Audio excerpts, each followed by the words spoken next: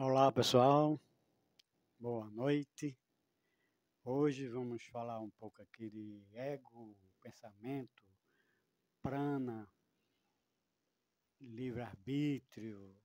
Vamos falar um bocado de assunto interessante.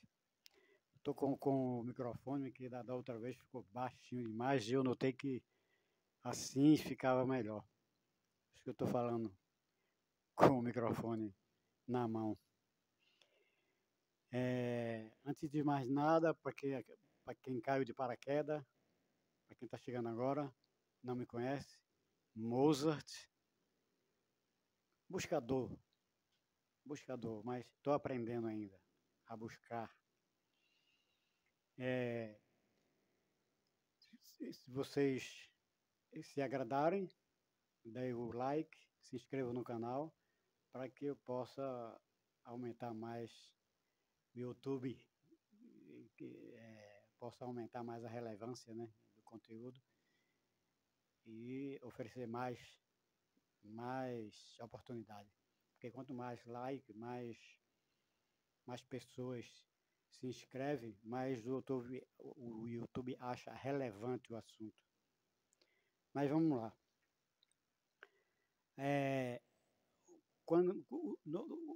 O último que eu falei, se não estiver enganado, foi... Eu aprofundei um pouco sobre ego.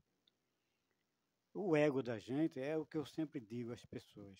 O ego é aquilo que é de mais, não vamos dizer falso, né, que é muito pesado, mas vamos dizer de mais volúvel, que não é verdade, é o nosso ego. Porque ele vai sendo construído,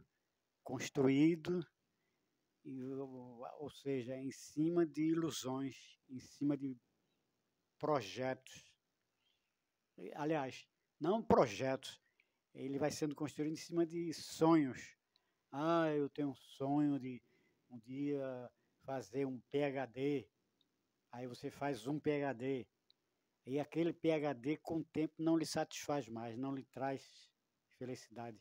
Porque uma coisa pede mais, você faz outra coisa e ela pede mais. Isso é o ego. Então, o ego, ele nunca está pronto. Ele nunca é. Porque ele é falso. É um sonho, é uma ilusão, é um holograma onde nós vivemos. Então, o ego, ele nunca é. Ele sempre quer mais. Você pode ter 5, 6 PhD, mas você não tem felicidade. Você pode ter o melhor trabalho do mundo, ser o maior milionário, mas você não tem felicidade. Porque é tudo construído por esse ego. Agora, quando a gente consegue anular o ego, aí sim, se anula-se o ego, o pensamento, que é o que financia o ego, né? O pensamento. A gente podemos controlar o pensamento. A gente controla o pensamento, esse bendito pensamento que a gente não... É uma máquina de rodar, de girar, que não para de produzir pensamento. Mas foi feito assim, é para ser feito assim, nesse mundo dual, esse mundo que nós vivemos é assim, nós seguimos a regra, né? Mesmo sabendo não, alguns que sabem que nós não temos livre-arbítrio. É meio duro dizer isso, mas é assim, nós somos como um videogame, aquele bonequinho de videogame, somos nós. Somos manipulados toda hora. Então não temos livre-arbítrio. Por isso que quando eu digo assim, não leve a sério o que eu digo, é simplesmente porque se você leva a sério, acreditando que o que eu falo é verdade, amanhã ou depois não é mais, e agora? E aí? Por isso que eu digo, as palavras não dizem a verdade, elas apenas apontam uma direção. É o que eu estou fazendo aqui. Eu não estou, eu estou apontando uma direção, mas que sirva de semente de reflexão para vocês que vocês possam pesquisar. Duvide de mim. Pronto, esse é o caminho. Duvide de mim. Busquem para poder formar a opinião de vocês. A nossa intelectualidade, o nosso intelecto, nosso QI, né? O quociente intelectual, muitas vezes muitas vezes não, na verdade ele é bombardeado, ele é, vamos dizer assim, municiado. Por isso que nós sabemos que é conhecimento. Você não vê a criança, adolescente e tal, o que é que os pais fazem? A primeira coisa que os pais fazem e não param de fazer, vai estudar para ser alguém. Vai estudar para ser alguém, como se a criança não fosse alguém. Vai estudar para ser gente. É assim. Mas hoje eu vou dar meio que mais ou menos uma aprofundada nesses assuntos. Mais ou menos. Por exemplo, olha como vai complicar.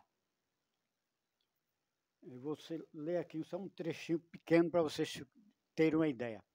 Quando uma pessoa é ou está ignorante, preste atenção. Repetindo, quando a pessoa é ou está ignorante por falta de conhecimentos, ela é pobre. Ela é pobre, entre aspas. Entretanto, se uma pessoa acumulou bastante conhecimento, ela está sendo pobre, porém, é desfazendo-se deste conhecimento que esta pessoa se tornará sábio. Ou seja, não sei se vocês se lembram aquilo que eu disse, que o verdadeiro caminhar era para trás. Porque caminhando-se para trás é que nós alcançaremos o nosso eu verdadeiro. Porque Mozart aqui é o ego. Para muito além do pensamento e sentimento de Mozart é que se encontra o verdadeiro Mozart. Mozart ainda por descobrir Mozart que pensa que é Mozart. Entendeu? Então, é diferente daquele que nunca adquiriu conhecimento, ele é literalmente ignorante. A pessoa que nunca adquiriu conhecimento nenhum, ele é ignorante, certo? Ignorante no sentido de não saber. Mas quando você acumula conhecimentos, você tem não sei quantas formaturas, mestrado, doutorado, pós-doutorado, pós não sei o quê, tanto pós aí. Mas o principal, não agravando a todos, porque tem muitos PhDs que é espiritualizado, mas é 0,001 ou 0,0,0,5 de toda a humanidade. Mas tem. Portanto, a gente acumula, a pessoa pode acumular tanto conhecimento, mas, no entanto, o conhecimento principal, que é ele reconhecer, ele anular, ele não se apegar, porque para anular tem que não ser apegado. Se você se apegar a ego, eu sou doutor, eu sou engenheiro, eu sou professor, eu sou quem está falando, eu sou. Quem é que está falando eu sou? O ego. O ego, ele quer sempre se insinuar. Isso é o ego. Então, quando a gente começa a trilhar o caminho para anular esse ego, aí sim, anula-se o ego, controla-se o pensamento, pensamento, ele não para de gerar pensamento. A mente não para de gerar pensamento. Porque a mente ela não está no nosso controle. É um movimento mecânico, automático. É como se fosse uma necessidade. Esse nosso pensamento. Então, ele é produzido aqui no bulbo raquidiano. Quem controla ele é o bulbo raquidiano. Quando a gente faz yoga e controla a respiração, a gente anula esse controle e traz para o córtex pré-frontal para o nosso controle. Aí nós controlamos. Não limpamos ela totalmente. Então, com o tempo, nós vamos identificando espaços. Cada vez mais o espaço vai crescendo de não pensamento. Então, a yoga é para isso. Quando a gente vai controlando ele, o espaço de não pensamento, não pensar, não aparecer, vai aumentando. Mas enquanto não, nós pensamos cerca de não sei quantos milhões de pensamentos por dia, ou é por semana, é por ano. É muito pensamento, não para. Então, a única forma de controlar o pensamento, esse cartão que só faz gerar pensamentos, é através da meditação ou a yoga. Aliás, tirando só uma dúvida, yoga, controle da respiração, né? E meditação é quando você para, como dizia Osho, né? Mestre Osho, para, se aquieta e se investiga, se auto-pergunta. Todo no final do dia você pergunta: o que foi que eu fiz? Ofendi alguém? Fiz errado? O que eu fiz foi digno? O que eu fiz é digno?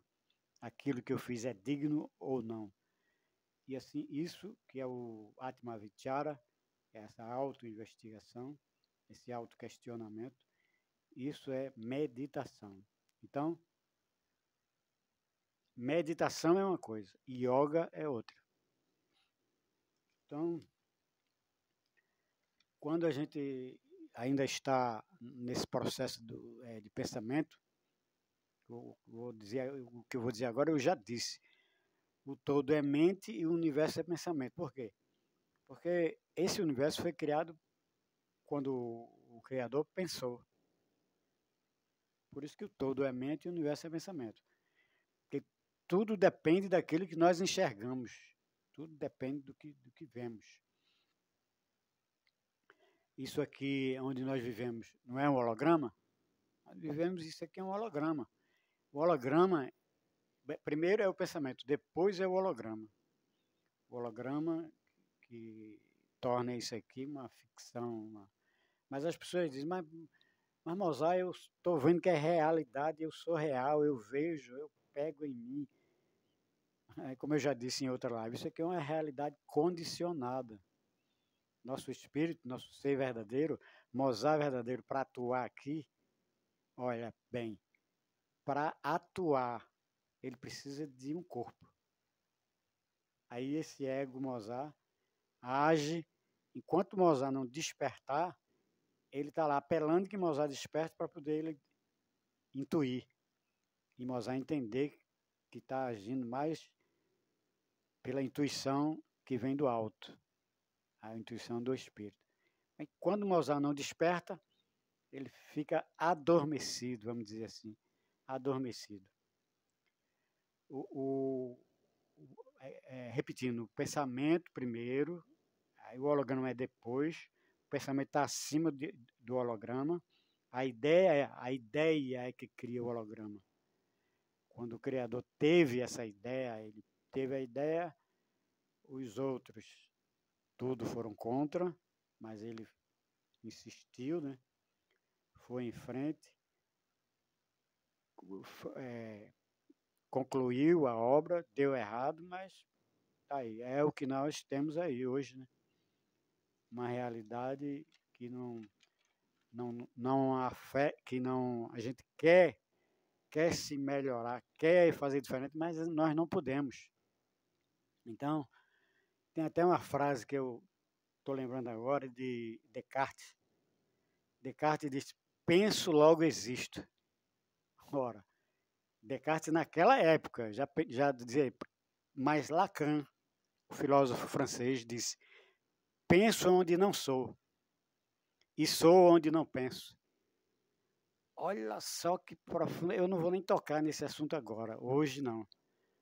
Vai ser uma live só sobre esses dois gigantes aí da filosofia, Descartes e Lacan.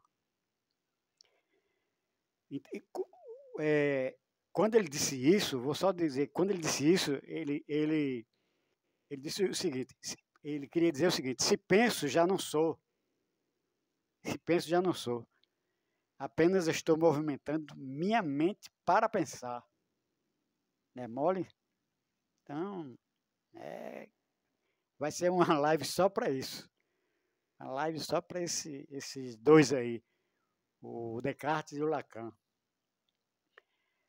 O nosso conhecimento, eu sempre digo às pessoas que ele divide geralmente em 4 partes: ignorância, informação, conhecimento e sabedoria. A ignorância é aquele que não sabe que não sabe. Veja bem, das 4, a primeira. O ignorante é aquele que não sabe que não sabe. Depois o segundo, ele tem muita informação. Muita. Ele sabe que ainda precisa saber. O terceiro, ele tem muito conhecimento. É a pessoa que tem conhecimento extraordinário. Ele pensa que sabe. E o quarto é o sábio. O sábio sabe que nada sabe. Não é importante? Então, fazendo um gancho nesses 4 vieses do saber, passou agora, eu vou tentar me lembrar que fugiu um pouco. Mas, falando de novo nessas 4 etapas, a pessoa que é ignorante, ele sabe que não sabe. Ele não sabe. Por isso que é difícil ele entender certos assuntos, porque ele não sabe que não sabe. Entendeu? Ele não sabe que não sabe. É o ignorante, né?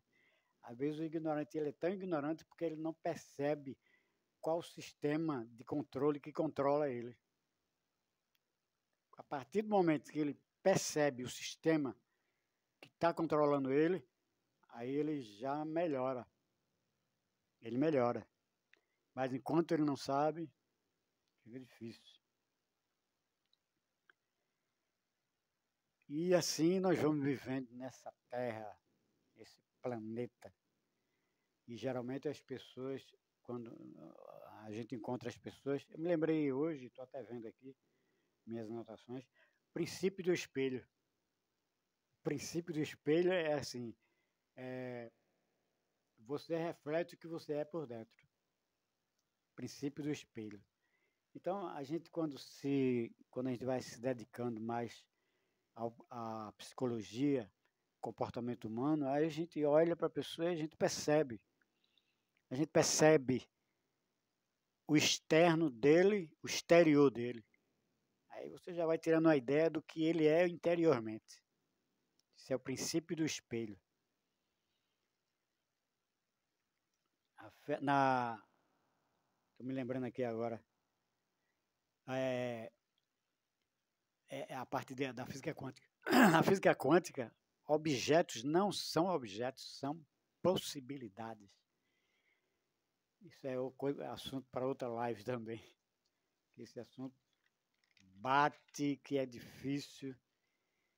Quando a gente está fazendo a yoga, eu peguei no nariz agora e me lembrei. A yoga, a narina esquerda é a Ida. Ida, Pingala e Shumina. Isso é questão para outra live. Quando a gente está fazendo a yoga, e o prana começa com o tempo, né? Ele vai irradiando, isso é com muito tempo, não é pouco tempo não. Ele vai irradiando em forma de espiral nos nossos chakras, do Muladhara, que é o básico, até chegar no chakra, no último chakra, passando por esse aqui, né? Que é o último, que é o Shumina. Ainda tem o de cima da cabeça, né? Que é o frontal, e tem um de cima da cabeça. Esse é o frontal e de cima da cabeça. Então, eu acho que já falei. Deixa eu tocar aqui no livre-arbítrio. No livre-arbítrio eu sempre lembro disso aqui. Eu até escrevi aqui. As memórias que foram geradas em mim fazem com que eu gere necessidades. As memórias que foram geradas em mim fazem com que eu gere necessidades. Para eu resolver as necessidades, eu tenho que criar vontades. Como minhas vontades, elas dependem do campo mórfico, a vontade depende do campo mórfico, e nós nos movimentamos pelo marketing da vida. Observe que fica difícil entender o livre-arbítrio, dizendo que para aquelas pessoas que pensam que o livre-arbítrio total é possível, não temos livre-arbítrio. Eu acho que eu ia falar só isso aqui, mas eu vou ter que fazer uma live só diretamente sobre esse tema aqui, que eu acabei de ler agora. Já falei anteriormente, há uns minutos atrás, né, do bulbo raquidiano. Ela é inconsciente. Quando a gente traz para cá, fica consciente. Mas é assim, para aqueles que pensam que nós vivemos sob nossa total liberdade, está enganado. Vou dar só um exemplo. Os 10 mandamentos. 9 é proibido, é proibido, é proibido, não deve, não faça, não faça. Só um. E que esse é que deixa você livre. Isso aí eu vou misturar junto com o do livre-arbítrio. Bem, vou encerrando por aqui. Desculpa aí antecipada se ferir alguma sensibilidade de alguém. Dê o like, se inscrevam. Quem quiser clicar no sininho, clique, porque toda vez que eu produzir um vídeo, aí vocês serão avisados. Ok? Namastê, muito obrigado.